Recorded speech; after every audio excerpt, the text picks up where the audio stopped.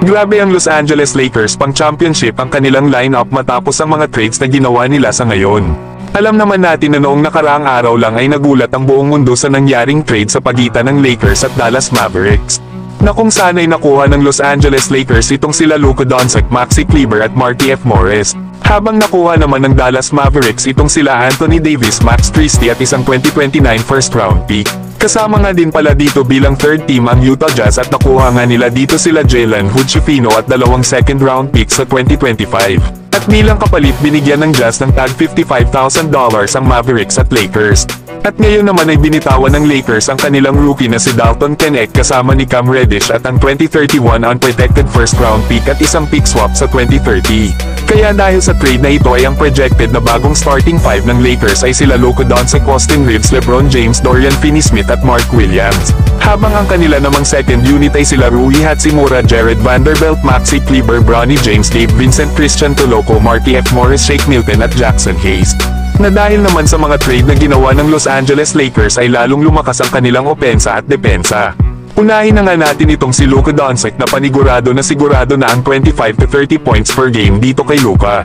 Ang malaking tanong na dito ay anong adjustment ang gagawin ng Lakers dito kana Austin Reeves, Luka Doncic at LeBron James. Lalo at parehas ang tatlong yan ng mga ball handlers kahit sino nga sa kanila ay maaaring magdala ng bola. At alam naman natin na itong sila Luka Doncic at LeBron James ay parehas na ball dominant kaya may mangyayari talagang adjustment sa touches dito ng bola. Ang good news nga lang dito kay LeBron na dahil tumatanda na ito na may edad ng 40 years old, ay magagawa ni Luka Doncic na bawasan ang trabaho nitong si LeBron sa loob ng court. Lalo at may pagka-similarities ang kanilang playing style, parehas nga silang playmakers at scorer. Bagamat hindi man ganun ka-athletic itong si Luka Doncic pero yung kanyang impact sa loob ng court lalo na sa kanyang court vision at paggawa ng score ay malaking bagay ito sa Los Angeles Lakers. Hindi na rin first time na may kasamang ball dominant na kakampi itong si Luka Doncic. Nakita naman natin kung papaano gumana ang pagsasama nilang dalawa ni Kyrie Irving last season hanggang sa makarating sila ng NBA Finals. Kaya ang possible na mangyari dito ay maglaro si Luka ng point guard, si LeBron naman ay maglalaro sa maalinman sa 3 to 4 position. Habang si Austin Reeves ay ganun pa rin naman pwede itong magdala ng bola at gumawa ng play especially na sa mga catch and shoot bilang spot-up shooter. Pero kahit din naman si LeBron mga idol ay kita naman natin dati dito kung papaano siya maglaro kasama nila Kyrie at Dwayne Wade. Kaya hindi na bago dito ang may makasama itong all-star guard kaya wala nang issue ito kay LeBron James. Pagdating naman sa depensa ay average defender lang itong si Luka Doncic. Pero wala naman yung problema dahil andyan naman sila Dorian Finney-Smith, Jared Vanderbilt, Jackson Hayes at Maxi Kleber, dumagdag pa itong si Mark Williams. Kaya kahit nawala sila Max Christie at Anthony Davis ay nakakuha naman kaagad ang Lakers ng kapalit para sa kanilang mga posisyon.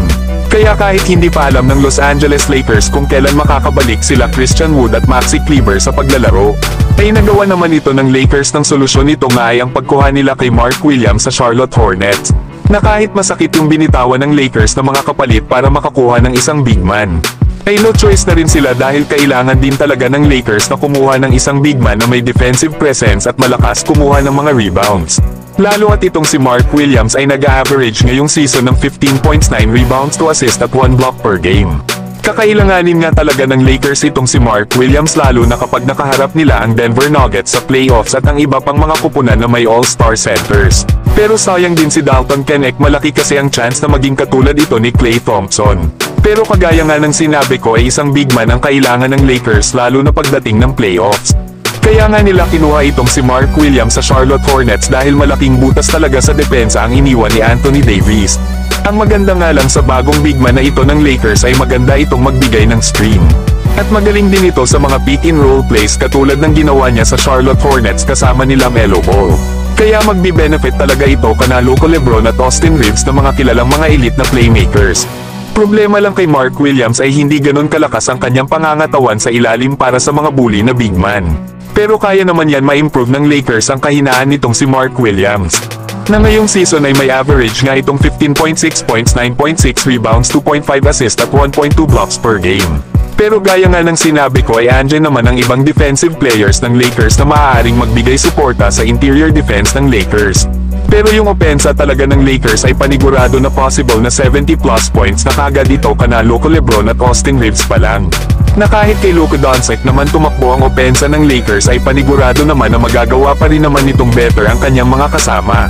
Lalo at mahusay nga rin itong playmaker passer at maganda nga rin ang vision nito sa loob ng court. Kaya paano kaya ngayon mapipigilan ng ibang mga kupunan ang opensa ngayon ng Los Angeles Lakers with Luka Doncic at LeBron James? Lalo at kumpleto na ang kanilang lineup dahil sa pagkakadagdag ni Mark Williams dito sa Lakers. Pero alam nyo ba mga idol na mas mahaba pa pala si Mark Williams kesa kay Victor Wembanyama kahit ito ay 7'2" lang ang tangkad. Umaabot nga ito ng 9'9" sa kanyang standing reach. Habang si Victor Wembanyama na may tangkad na 7'4" ay may standing reach lang na 9'7". Kaya kayang-kaya hawakan ni Mark Williams ang ring nang hindi ito tumatalon. Pero kayo mga idol, ano ang masasabi nyo sa bagong lineup ng Los Angeles Lakers lalo na sa bagong addition na si Mark Williams?